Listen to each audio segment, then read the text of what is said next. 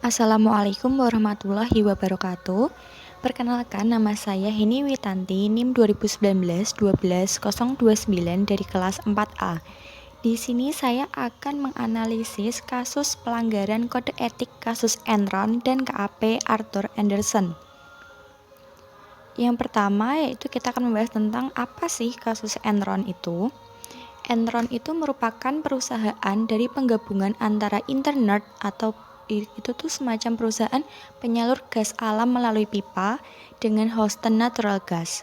Kedua perusahaan ini bergabung pada tahun 1985. Bisnis inti Enron bergerak dalam industri energi, kemudian melakukan diversifikasi usaha yang sangat luas, bahkan sampai pada bidang yang tidak ada kaitannya dengan industri energi. Diversifikasi usaha tersebut antara lain meliputi future transaction, trading komoditi non-energi, dan kegiatan bisnis keuangan. Kasus Enron mulai terungkap pada bulan Desember tahun 2001 dan terus menggelinding pada tahun 2002, berimplikasi sangat luas terhadap pasar keuangan global yang ditandai dengan menurunnya harga saham secara drastis di berbagai bursa efek di belahan dunia, mulai dari Amerika, Eropa, sampai ke Asia. Enron, suatu perusahaan yang menduduki ranking 7 dari 500 perusahaan terkemuka di Amerika Serikat dan merupakan perusahaan energi terbesar di Amerika Serikat, jatuh bangkrut dengan meninggalkan hutang hampir sebesar 31,2 miliar US dollar dan menyebabkan 4.000 pegawai kehilangan pekerjaan mereka. Lalu kasus KAP Arthur Andersen. KAP Arthur Andersen ini salah satu firma akuntansi terbesar di Amerika Serikat yang berdiri sejak tahun 1913. Kantor akuntan publik yang termasuk dalam The Big Four diantaranya PricewaterhouseCoopers, Deloitte, Ernst & Young, dan KPMG. Lalu pecah lagi menjadi The Big Five. Pecahnya ini sejak pemisahan bisnis jasa atestasi. Lalu apa sih kerjasama KAP Arthur Andersen dengan Enron?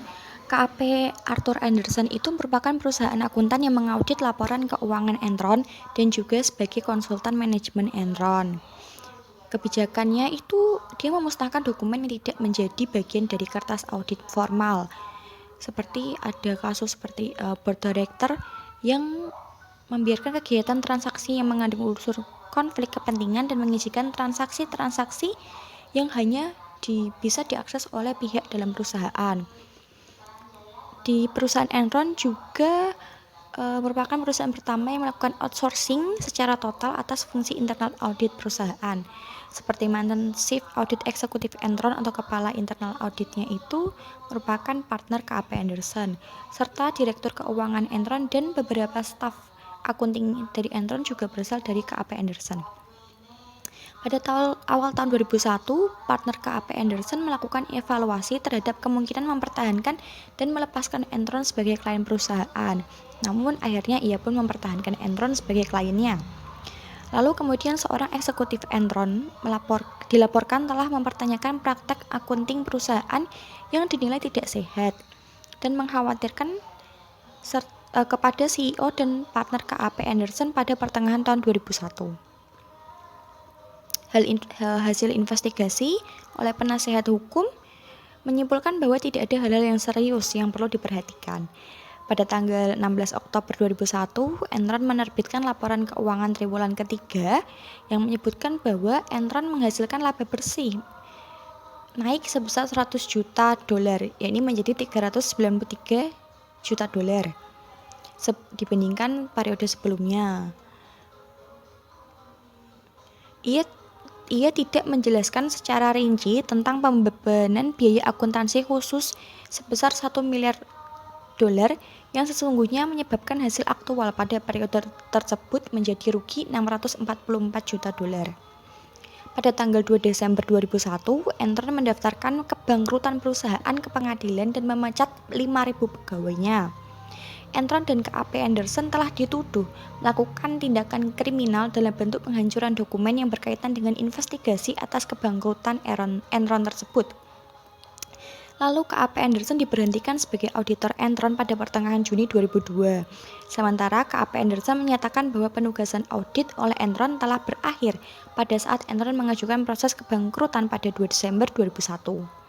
Tanggal 28 Februari 2002, KAP Anderson menawarkan ganti rugi sebesar 750 juta US dollar untuk menyelesaikan berbagai gugatan hukum yang diajukan kepada KAP Anderson.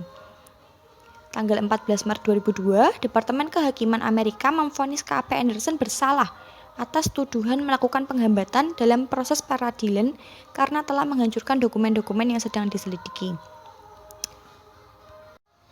Tanggal 22 Maret 2002, mantan Ketua Federal Reserve Paul Volcker yang direkrut untuk melakukan revisi terhadap praktek audit dan meningkatkan kembali citra KAP Anderson mengusulkan agar manajemen KAP Anderson yang ada diberhentikan dan membentuk suatu komite yang diketuai oleh Paul sendiri untuk menyusun manajemen baru. Lalu pada tanggal 8 April 2002, seorang partner KAP Anderson, David Duncan, yang bertindak sebagai penanggung jawab audit Enron mengaku bersalah atas tuduhan melakukan hambatan proses peradilan dan setuju untuk menjadi saksi kunci di pengadilan bagi kasus KAP Anderson dan Enron. Lalu pada tanggal 15 Juni 2002, juri federal di Houston menyatakan KAP Anderson bersalah telah melakukan hambatan terhadap proses peradilan. Lalu apa sih kesimpulan inti dari masalah Enron dan KAP Arthur Anderson? Jadi, Enron dan KAP Arthur Anderson itu sudah melanggar kode etik yang seharusnya menjadi pedoman dalam melaksanakan tugasnya dan bukan untuk dilanggar.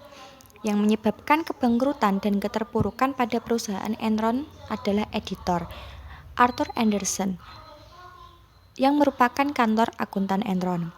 Keduanya telah bekerja sama dalam memanipulasi laporan keuangan sehingga merugikan berbagai pihak, baik pihak eksternal seperti para pemegang saham dan pihak internal yang berasal dari dalam perusahaan Enron.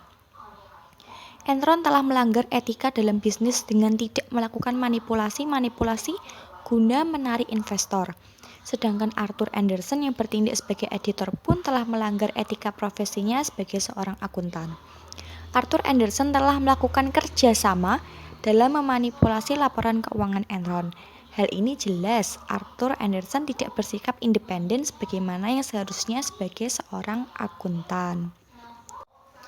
Lalu menurut saya dari kasus ini tuh Enron dan KAP Arthur Anderson itu telah melanggar kode etik dan ingkar dari tanggung jawabnya yang seharusnya menjadi pedoman dalam melaksanakan tugasnya dan bukan untuk dilanggar. Pelanggaran tersebut awalnya mendatangkan keuntungan bagi Enron, tapi akhirnya malah menjatuhkan kredibilitas bahkan menghancurkan Enron dan KAP Anderson itu sendiri.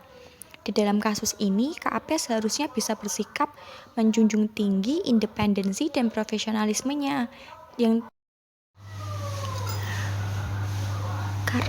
karena perbuatan mereka inilah kedua-duanya telah menuai kehancuran, di mana Enron bangkrut dengan meninggalkan hutang miliaran dolar, sedangkan KAP Arthur Anderson sendiri kehilangan independensinya dan kepercayaan dari masyarakat terhadap KAP tersebut, dan juga berdampak pada karyawan mereka yang bekerja, di mana mereka menjadi sulit untuk mendapatkan pekerjaan akibat kasus ini.